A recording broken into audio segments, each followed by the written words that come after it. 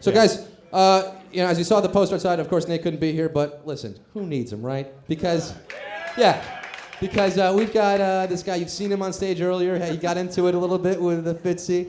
He's going to come out now. This guy hasn't missed a game since first donning the Giants uniform, which is he's like the Cal Ripken of the football here. This guy was an all-pro. He's a starting left tackle. Let's bring him out. Dave Diehl. Yeah! Come out here. Where's Dave? Anyone? Want to give him a mic?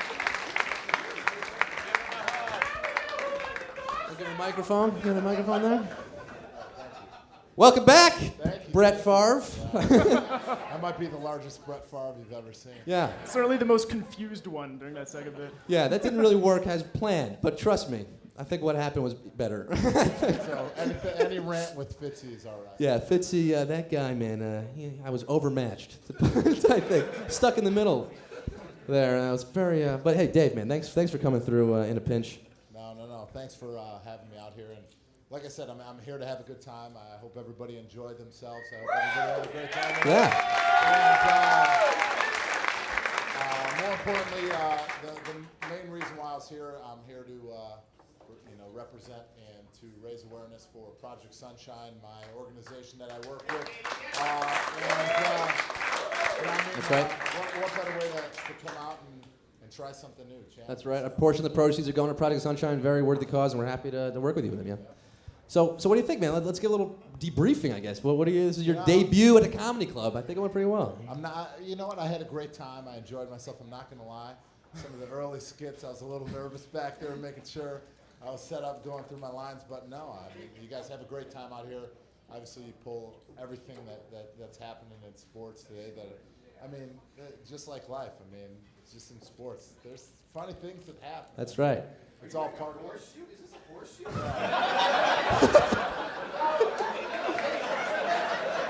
I'm sitting next to somebody who loves me. So I'll step in.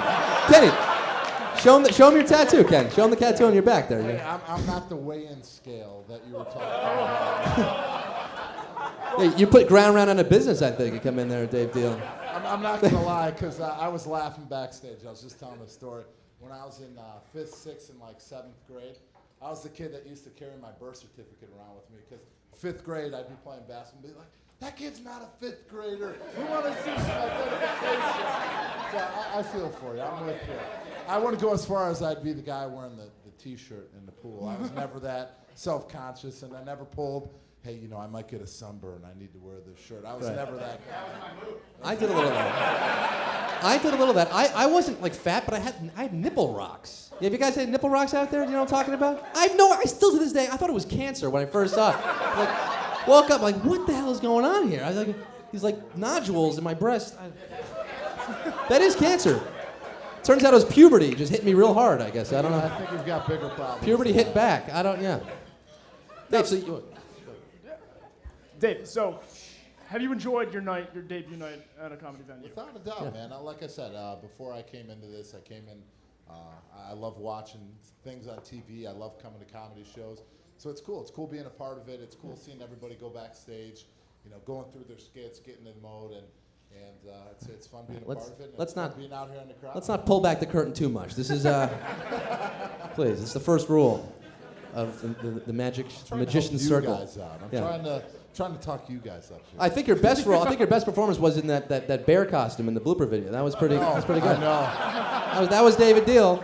Before the bear outfit, I was wearing a snuffleupagus costume, so I think that one worked out better. I was going to ask you this anyway. What's your go-to Halloween costume, David Diehl? What is that? I will just say last year I was the biggest jockey that anybody has ever seen in my life. I will say this though, getting the outfit was one of the funniest things because, late last minute, we're right next to the Meadowlands, so I'm like, you know what, I'm gonna go as a jockey. So I just one day after practice on a Monday, I drive over there. So I get to the first opening, the first door I get to go to. So I'm like, I'm going to go in here and see if somebody can help me out. So I walk in, and these people are just staring at me like, what are you doing over here? I introduced myself. I told them what I was doing. She's like, hold on a second. I think I got somebody that'll help you. So she calls down. She calls the jockey locker room. So she's like, hold on a second. She's like, just follow me. I'll take you around the back. We'll go downstairs. We'll go to the locker room. They'll set you all up. I'm like, okay. So I follow her around. I go underneath the Meadowlands. I'm walking to this, and it was Munchkin Land. I swear to God, there was not a guy. Isn't this Munchkin Land? Everyday life is just Munchkin Land for David Diehl. So there was not a guy over 4'11" in the building. Everybody's looking at me like I'm the freak. I'm looking at them like, hey, come on, I'm not. Clearly, they're clearly the freaks. Clearly. No, so Clearly. Those are the most freakish individuals it was who've ever walked the face of the it earth. was one of the funniest feelings I've ever felt in my life walking into a room. Did they know you were there shopping for a Halloween costume? No, until I told them, and then I had Spanish guys talking in Spanish, laughing about it.